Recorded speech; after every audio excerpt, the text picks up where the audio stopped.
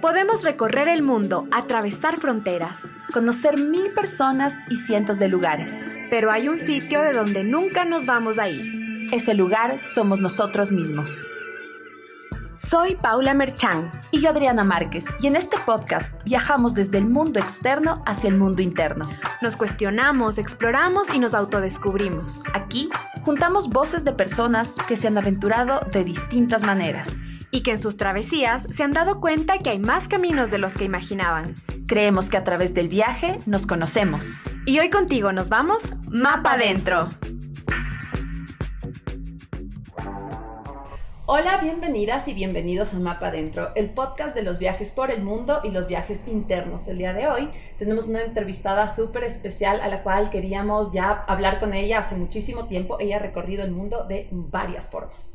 Ella viene desde Argentina y su nombre es Laura Lazarino y empezó a viajar en 2018 sola. Y fue ahí cuando se dio cuenta la razón por la que le encanta agarrar su mochila y recorrer el mundo. Y es que viajar le hace sentir viva.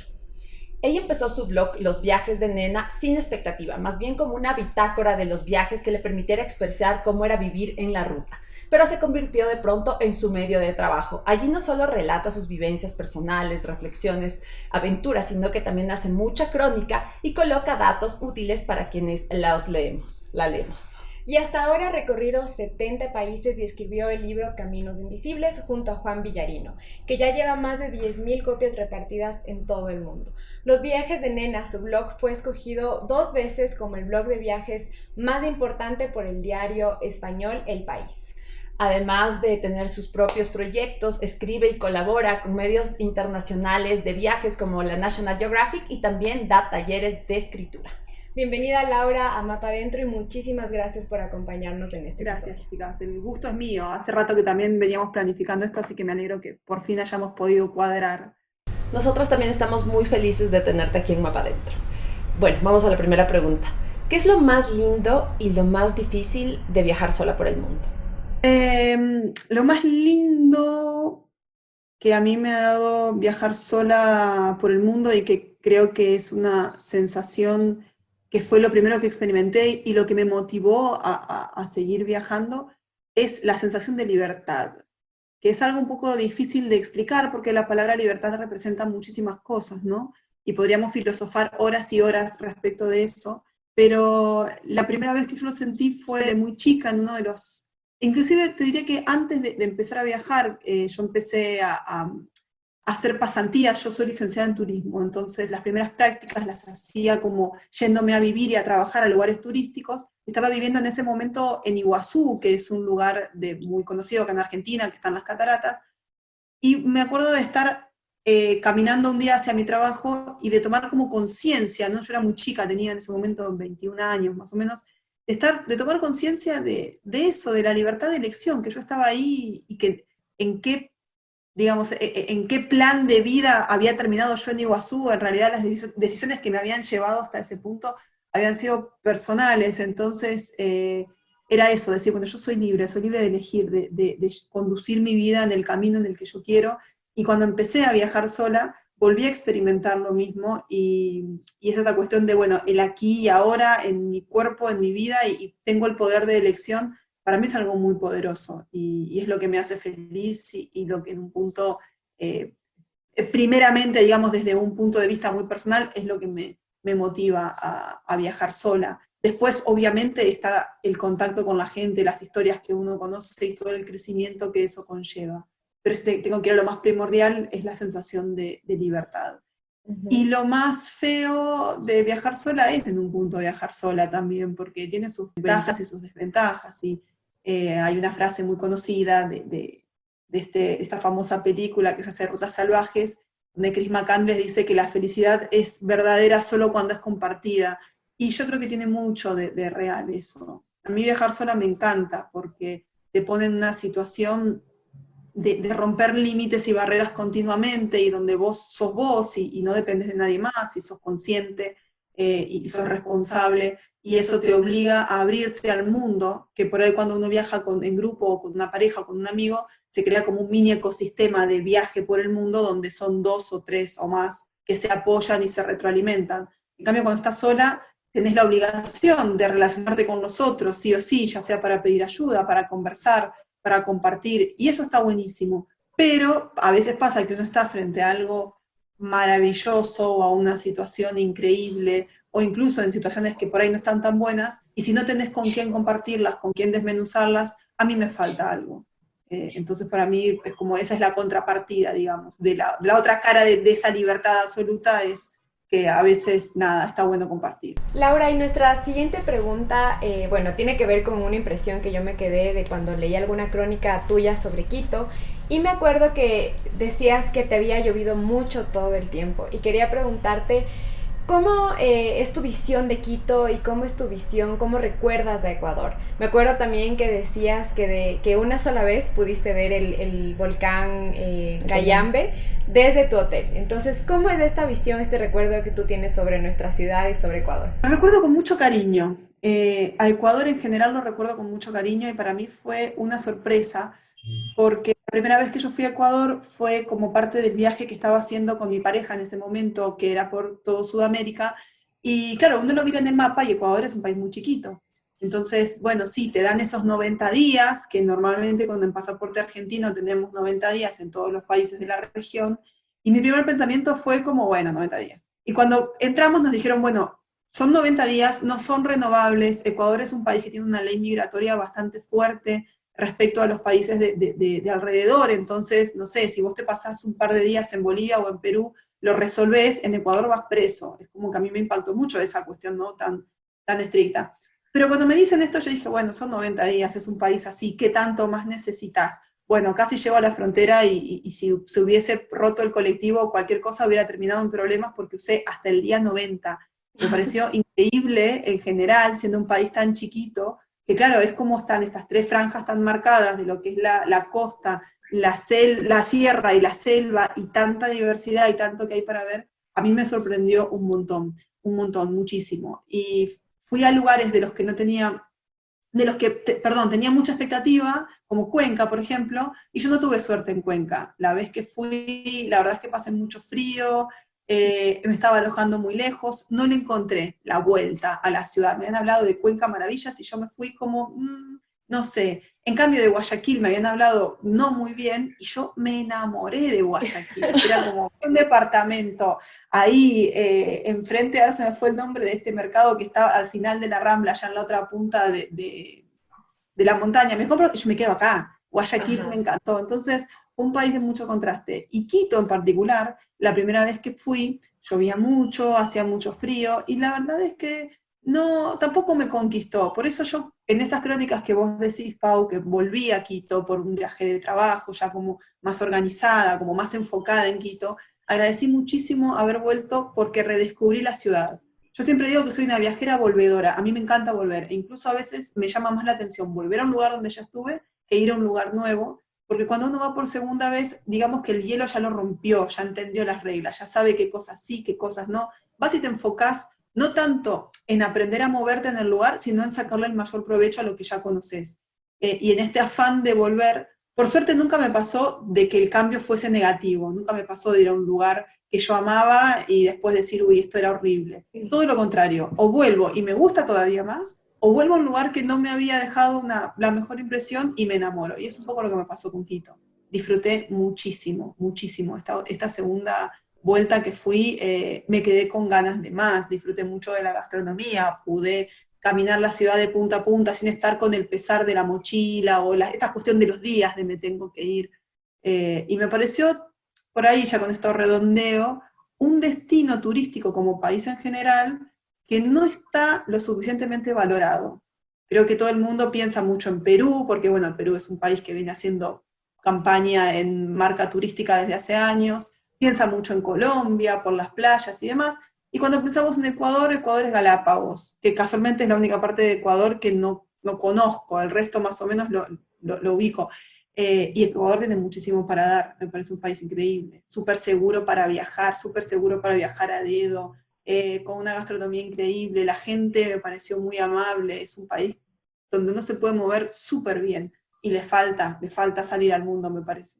Ay, no sabes cuánto nos alegra escuchar esto, porque en verdad nosotros también somos muy orgullosos de nuestro país, nos enamora cada rincón y sentimos eso, o sea, que falta mucho mostrarlo al mundo, o sea, mostrar cómo en un territorio tan pequeño puede abarcar cosas tan maravillosas, desde culturalmente, en la parte de las etnias, una explosión que tiene mucho potencial para conquistar. Muchísimo. Y que es fácil como de recorrerlo también, por ese tamaño chiquito que tiene, pero está bien conectado al mismo tiempo. Eso es una maravilla. Aparte, una cosa, yo he viajado mucho en autostop. Todo ese viaje por Sudamérica lo hice en autostop, el viaje por África también es un medio de transporte que a mí me gusta muchísimo porque te pone en contacto con la gente y te permite relacionarte de otro modo. Y en ese sentido tengo que decir, Ecuador es el país más óptimo. Alguien quiere empezar a viajar a Edo y no sabe cuál es el mejor lugar, Ecuador es lo mejor, porque todo el mundo tiene una 4x4, nadie tiene problema en llevarte en la parte de atrás, la gente es súper buena onda, muy amable, nunca esperé más de 2 minutos, y en Ecuador me ha pasado algo que solamente me pasó en Irán, o sea, hice esto de estar haciendo dedo y que frenen 2 autos al mismo tiempo y después tener que elegir con cuál de los 2 me subo, porque y los 2 van al mismo lugar, así que si alguien nos está escuchando, tengan en cuenta eso, a mí me pareció, no sé, loquísimo, ¿no? Porque uno tiene en mente, bueno, voy a viajar a dedo, voy a esperar un montón. No, en Ecuador eso no pasa para nada. Bueno, y esta pregunta también nos lleva a la siguiente pregunta, y es, ¿a qué lugar del Ecuador volverías, aunque sea una vez en la vida, o varias veces, o con qué te quedaste con las ganas también? A mí me gustaría mucho volver a toda la zona de la Tacunga, toda esa parte de la sierra, porque, a ver, tengo mucho cariño, como decía, por Guayaquil, pero en Guayaquil me tiré, no sé, un mes más o menos, o 3 semanas. Tengo mucho cariño por Montañita, por toda la costa, la selva inevitablemente también, por todo lo que hemos vivido en la comunidad Shuar, pero me pasa que la parte de la sierra, de la Tacunga hacia el norte, cuando yo hice el recorrido que les comentaba, venía con los días muy justos. Entonces no pude dedicarle el tiempo que merecía porque estaba con esta presión de tengo que llegar, entonces de la Tacunga para arriba siempre fue muy a contrarreloj. Si bien, nada, en toda esa zona de la sierra en general tengo recuerdos muy bonitos, incluso en Ibarra, que tengo amigos allá y me encantó. Por ejemplo, yo no pude ir a Otavalo porque no me daba el tiempo para hacer Otavalo. Entonces es como, bueno, volvería a la Tacunga, le dedicaría tiempo a toda esa región de los volcanes y demás, y de ahí para el norte seguiría, pero esa sería mi elección.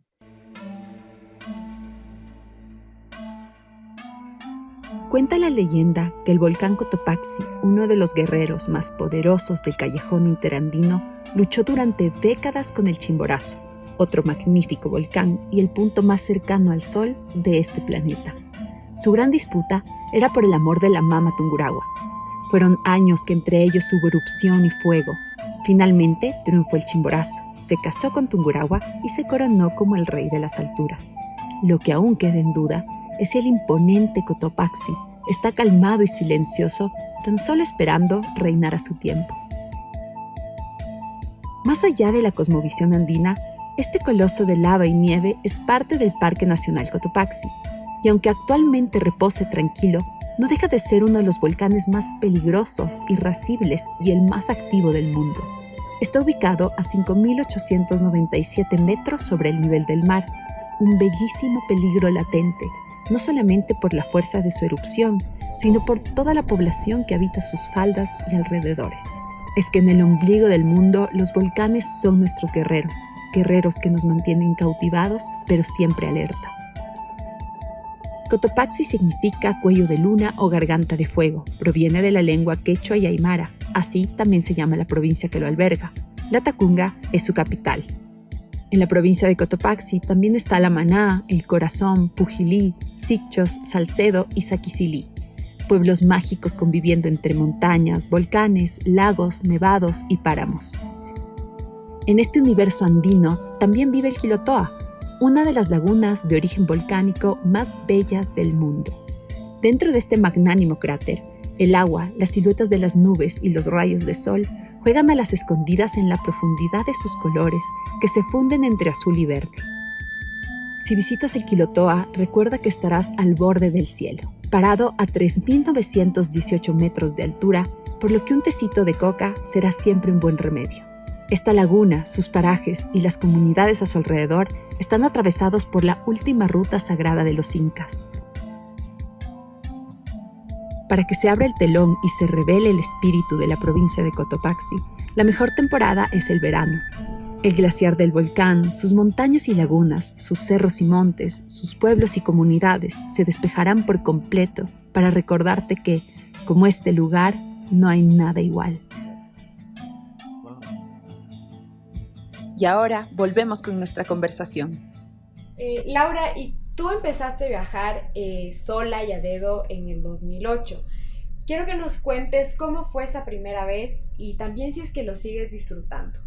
No, yo te corrijo, yo empecé a viajar sola en el 2008, pero a dedo empecé a viajar en el 2010 y no estaba sola cuando empecé a viajar. Por eso hacía la aclaración, porque yo empecé a viajar sola en 2008 y bueno, en ese momento viajaba en bus, ¿no? Con un presupuesto fijo, tenía mi trabajo y me tomaba tiempo así de descanso y después volví a trabajar.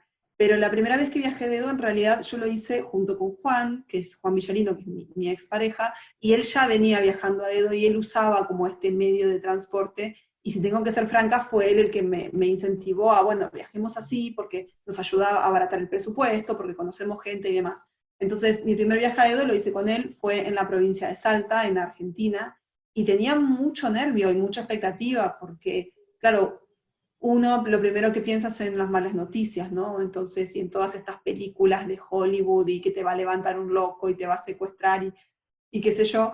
Y entonces el hombre que nos frenó, estábamos en las afueras de la ciudad de Salta, y el hombre que nos frenó venía en un auto muy viejito y era un vendedor y colocador de alfombras, no me olvido nunca más. Y entonces, bueno, hizo poquitos kilómetros, y a mí, y todo ese viaje fue hablándonos de su trabajo, y a mí me pareció fascinante, porque nunca en la vida había conocido un vendedor de alfombras y todo lo que él nos contaba. Entonces, a partir de ese primer viaje, lo que yo entendí enseguida era que una de las ventajas, al margen de lo económico, de poder viajar a dedo, es la diversidad de gente que uno conoce. Es como tirar los dados, vos nunca sabes quién te va a frenar, y yo he viajado en autos carísimos, con gente de muchísima plata y gente de una realidad muy distinta a la mía, y he viajado en un carro tirado por burros, con un campesino. De hecho, ahí en Ecuador, cuando estábamos haciendo este viaje por las sierras, nos frenó una especie de camioneta que venía llevando gente y que iba hasta Huangaje, que es un paraje que está en como a 4.000 metros de altura. Y bueno, uno de los hombres que iba al mercado, o sea, el que iba manejando, dijo, bueno, lo llevo hasta donde yo voy. Y en la caja del camión conocimos a este señor que nos invitó a su casa, terminamos quedándonos a dormir en su casa, y al día siguiente fuimos al mercado, que tengo una crónica que se llama El Mercado de Huangaje en mi blog, con su familia, y fuimos a la iglesia y a misa con ellos. Y esas experiencias para mí son maravillosas, salen totalmente de lo que es el espectro turístico, porque son experiencias que no tienen precio, que uno no las puede ir a comprar a una agencia. Entonces, desde mi primer viaje hasta ahora, he ganado mucho olfato y mucho sentido, sexto sentido, de decir, a este auto me subo, a este auto no. Tampoco es que porque todo el mundo te frene te tenés que subir. Y lo sigo disfrutando igual. Hoy me siento mucho más segura. He hecho dedo sola. Entiendo que siendo mujer uno se para desde otro lugar a hacer dedo. Entonces, sobre todo si estás sola. Yo he hecho dedo sola, he hecho dedo con amigas. Siempre cuando viajas en pareja o con un hombre, hay un factor de seguridad que sería muy necio de mi parte negarlo. Pero tampoco es que por no tener un hombre al lado es imposible. Yo hice dedo de acá, de mi casa hasta Buenos Aires, con 3 hombres que eran pintores y me dejaron en la esquina, pero mejor que un colectivo, porque en la esquina de la casa de mi amigo prácticamente, a donde yo iba. Entonces desde ese tiempo hasta ahora sí, lo sigo disfrutando igual. De hecho a veces me pasa que me subo a un colectivo y digo, qué aburrido, si estuviese a dedo estaría hablando con alguien, estaría aprendiendo algo.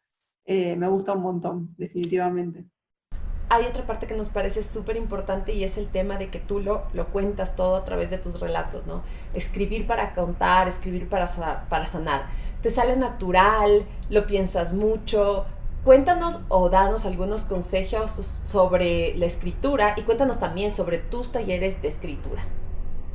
Tres ideas o tres consejos del proceso de escritura. Sí, bueno, llevo muchos años escribiendo. Para mí escribir es mi manera de vivir y es mi manera de vivir dos veces también, porque yo escribo o sea, uno lo vive cuando lo está viviendo y cuando lo estás escribiendo lo volvés a vivir porque volvés a recordar.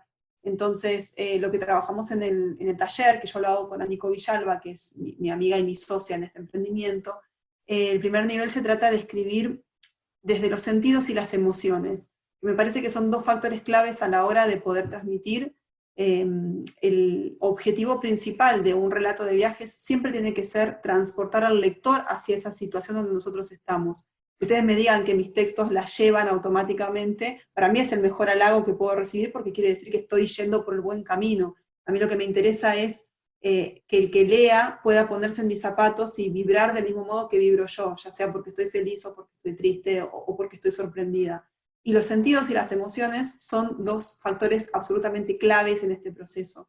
Entonces, un primer consejo que yo daría, o que hablamos mucho en el taller, es el de documentar en caliente. Para eso siempre tengo un cuaderno encima, siempre viajo con un cuaderno y en la vida diaria siempre tengo un cuaderno, para hacer en ese primer vuelco de contar la historia, ser lo más fiel posible con eso, los sentidos y las emociones. Y cuando digo los sentidos, atención, porque siempre pensamos mucho en la vista, que es el sentido primordial y por donde filtramos todo, cuando en realidad tenemos 4 sentidos más. Entonces pensar mucho en olfato, en los olores, ¿no? El olfato, pensar mucho en la piel, en cómo se siente ese viento en la cara o esa arena bajo los pies, pensar en el sabor, en el gusto, en el oído, qué está sonando de fondo, ¿no? Cuál es la música que hay detrás, y tratar de ser lo más fiel posible al retratar eso, cómo hablan las personas. Y las emociones porque eso sería como el mundo externo del viaje, y las emociones es el mundo interno.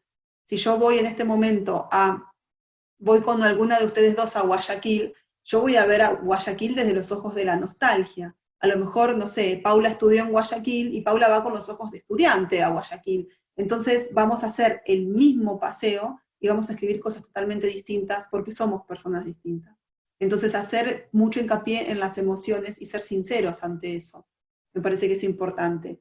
Y después también entender que no hay medias tintas en la escritura exitosa, por así decirlo de un modo, esta escritura que transmite. No hay medias tintas. Yo no puedo decirte, ay, porque yo viví algo tan maravilloso, pero bueno, fue maravilloso. No te lo puedo contar porque, no. Si fue maravilloso, si fue doloroso, tengo que ser honesta y tengo que plasmarlo para que el otro también lo entienda.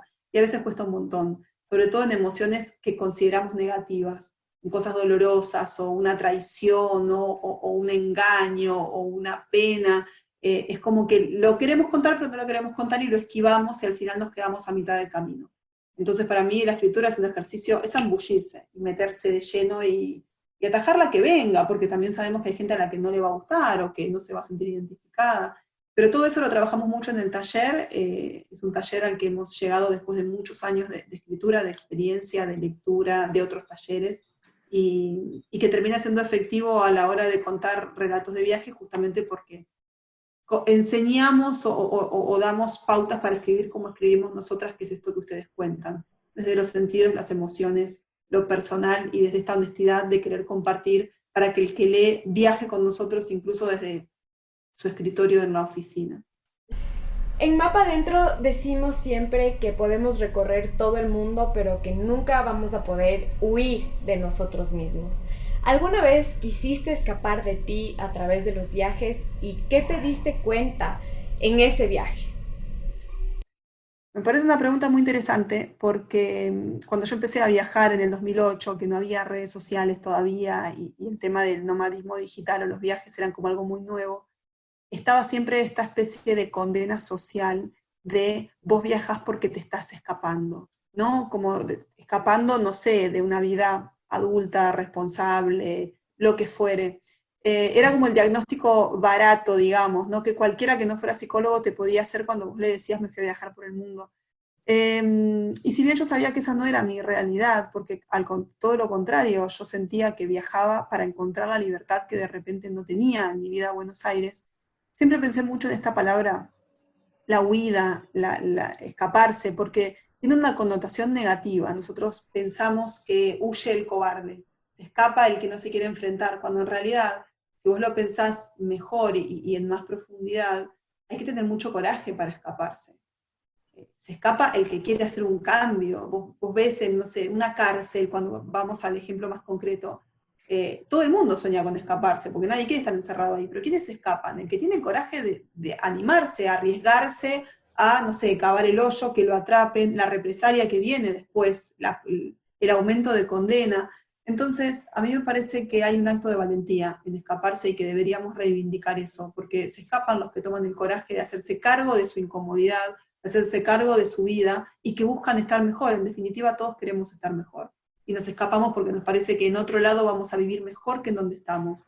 Entonces, eso por un lado. Volviendo a tu pregunta, si alguna vez viajé para escaparme, no, nunca lo viví así, nunca lo viví como me voy de acá porque de este modo es la salida fácil. Sí creo que en el fondo había algo de eso que tanto me molestaba al principio, de querer irme de una vida preestablecida, pero nunca lo viví como algo negativo. De hecho siempre me hice cargo, me voy de viaje porque este es mi sueño y porque si sigo sentada en este escritorio, dentro de 10 años voy a estar igual, pero estática, ¿no? Voy a tener más años de encima, vejez encima, pero no voy a tener crecimiento. Entonces, a mí viajar por el mundo me estiró la vida.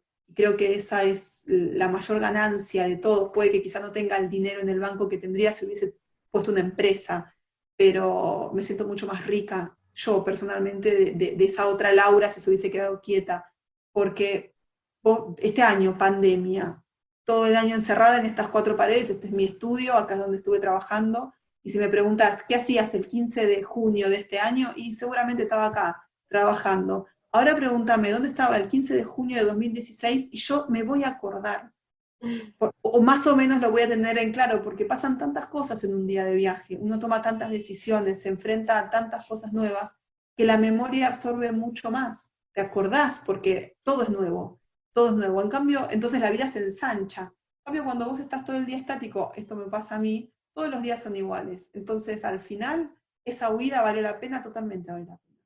Valió la pena, ¿no?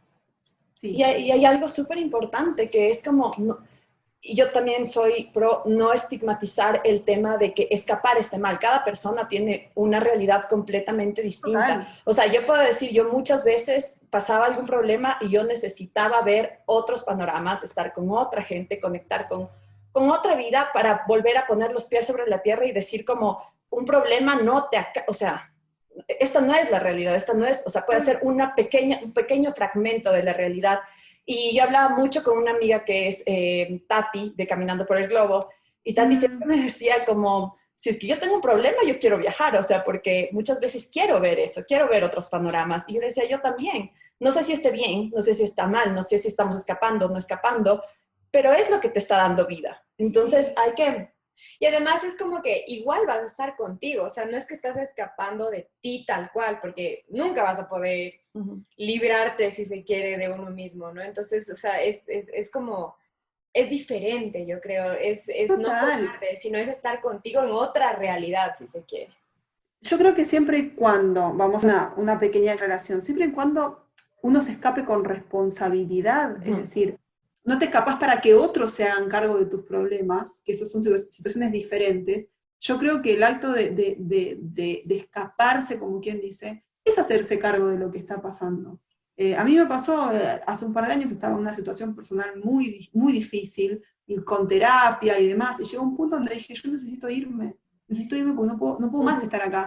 Me fui 3 meses a España y le dije a mi psicólogo, mira, nos vemos a la vuelta, yo necesito dejar de hablar esto, porque si no es como que estoy siempre dando vueltas, necesito vivirlo y necesito exponerme, verlo desde la distancia, exponerme a otras situaciones, ver qué me pasa a mí, sola, conmigo misma, con mis pensamientos, pero sin el ruido de fondo de, no sé, mi familia, el trabajo, mi casa, el mismo panorama de siempre.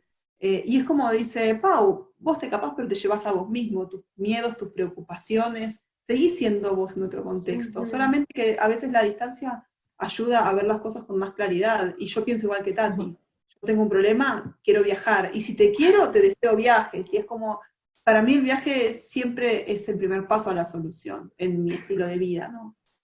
Bueno, nosotras dos sentimos, y más que sentir, es como un poco evidente, que en Argentina hay toda una cultura del viaje, que nosotras como ecuatorianas no lo vivimos tanto. Sí, hay personas que viajan y que han hecho grandes viajes, pero es un tema casi cultural el hecho de tomar tu mochila e ir a viajar por el mundo. ¿Qué se siente pertenecer a esta gran familia de viajeros argentinos? ¿Y cómo ha sido nacer con esta identidad casi de viajera, nómada? A ver, sí, el viaje forma parte de nuestra identidad. Yo creo que tiene mucho que ver, esto lo digo desde una impresión personal, no es que haya leído estudios al respecto, pero me arriesgo a decir que tiene mucho que ver con nuestras raíces migratorias. Argentina es un país que siempre está este dicho, ¿no? De los mexicanos vienen de los aztecas, los peruanos de los incas y los argentinos vienen del barco, porque tenemos una impronta muy fuerte, ¿no? De inmigración. Entonces me parece que tal vez en nuestro ADN viajero pase por ese lado, y también por el hecho de que estamos en el traste del mundo, y entonces todo nos queda lejos, y tenemos un país muy grande. Vos decías hace un rato, no sé quién de las dos decía que 2 horas y media le parecía lejos, y yo en 2 horas y media no llegué a Buenos Aires, estoy en la misma provincia todavía. Entonces, es como que el tema de las distancias también nos parece muy relativo, forma parte total de la cultura. Acá es muy normal irse de vacaciones. E irse de vacaciones no implica el gran viaje con el gran lujo. Unas vacaciones son mamá, papá, el auto, la carpa y al camping al lado del arroyito, y eso ya es un viaje. Entonces, me parece que nos criamos un poco con eso, y eso hace que se nos vuelva algo muy normal. El mochilero es como un arquetipo muy presente en nuestra cultura, y está buenísimo. Y a mí me pasa al revés, que por ahí voy a otros países y veo que no está esa cuestión viajera, y me sorprende, sobre todo en países como Ecuador mismo, por ejemplo, que tiene tanta diversidad, y yo digo, aprovecharía mucho más si viviera acá. Pero también reconozco y lo admito que tenemos la ventaja de un pasaporte que es un pasaporte muy bueno, porque no tenemos ese problema. Nosotros, vos decís Argentina y automáticamente es Messi, Maradona. Cuando viajo con una amiga colombiana, Colombia, Pablo Escobar, y es una mierda que te relacionen con eso. Y esto, el estereotipo, todos tenemos un estereotipo, y en ese sentido Argentina por suerte es un estereotipo bueno, ¿no? Que es el del fútbol, y que nos ganamos la simpatía de todo el mundo desde ese lado. Entonces hay una ventaja también de la que uno tiene que ser consciente. Pero sí, hay mucha movida viajera, hay mucho encuentro, mucho campamento, mucha cosa dando vueltas que hace que también se propicie, ¿no? Esto del viaje. Hay campings por todos lados, parte de la cultura. Caminos Invisibles es un libro que habla sobre 36,000 kilómetros de viaje desde la Antártida hasta las Guyanas, 18 meses de viaje por Sudamérica. Cuéntanos, ¿qué es lo que más atesoras de este libro y de este gran viaje? De este libro, es un libro al que yo amo profundamente, y es un libro que me excede. Cuando nosotros escribimos Caminos Invisibles con Juan, el objetivo que teníamos era simplemente poder pagar la edición y juntar un poco más de dinero para el próximo viaje. En la vida nos imaginábamos que 8 años después Caminos Invisibles se iba a seguir vendiendo, que íbamos a superar los 10.000 ejemplares, que se iba a estar traducido en italiano, que íbamos a tener propuestas de llevarlo, que bueno, no se ha concretado nada, pero siempre hemos tenido propuestas de llevarlo al cine o de hacer más cosas con este libro. Eso es algo que a mí lo pienso y me emociono, porque es algo que nunca se me pasó por la cabeza. En cierto modo yo siento que Caminos es mi legado, y me hace muy feliz porque han pasado todos esos años, Juan y yo no estamos juntos, yo no soy más esa persona que era cuando escribí estas historias, y sin embargo sigo recibiendo a diario, les diría, mensajes de gente que ese libro les ha cambiado la vida de un modo o de otro, los ha ayudado a viajar o los ha inspirado, y a mí no lo puedo creer. O sea, realmente les digo, yo me emociono porque no lo puedo creer, es algo que digo, no puedo creer, seré capaz alguna vez de volver a hacer algo así. Entonces, es un libro que yo amo, que lo que más atesoro es la frescura con la que lo escribí, la inocencia con la que lo escribí, porque, insisto, nunca tuve en mente que iba a ser leído por tantas personas, entonces estaba totalmente despojada de presiones y de expectativas. Ni hablemos de la parte económica, que obviamente es un libro que a mí me ha dado muchísimo. Yo me pude comprar mi casa con Caminos Invisibles, entonces imagínense lo lejos de que llegó ese impacto. Y lo que más atesoro es eso. Yo abro ese libro y leo una Laura muy fresca, muy inocente, de ojos muy vírgenes y muy... O sea, ojos muy vírgenes en el sentido de que mirá todo lo que me faltaba por recorrer y ya estaba escribiendo esto. Entonces, es un libro al que le tengo muchísimo, muchísimo cariño, y me parece que lo más lindo es poder compartir mi historia de cómo yo me animé a dar el salto al escritorio y decir, no quiero más esta vida, quiero arriesgar y apostar por lo que a mí me hace feliz, y toda la cadena que eso generó en tantísimas personas, muchas de las cuales no tengo ni idea. Así que es mi orgullo, Caminos, definitivamente. Bueno, y este libro que nos cuentas que te cambió la vida y seguramente tocó la vida de muchos, ha sido de gran valor para tantas personas, pero queremos preguntarte qué proyectos nuevos se vienen. Se viene el libro de África, cuéntanos un poquito de esto, y también qué nuevas aventuras se vienen ahora en la vida de Laura. Y claro, claro, el libro de África son los libros de África, porque en realidad son tres. Es un libro que está escrito son tres, como una especie de trilogía, porque fue un viaje sumamente largo y sumamente intenso, largo no tanto en tiempo, sino en cantidad de historias para contar. Y es un viaje, fue un viaje que estuvo naturalmente separado por tres etapas, no porque las hubiera pensado así, sino porque internamente en mí se dio así. Es un viaje que durante los primeros 4 o 5 meses, o no sé, o 4 o 5 países, yo estaba como entrando todavía.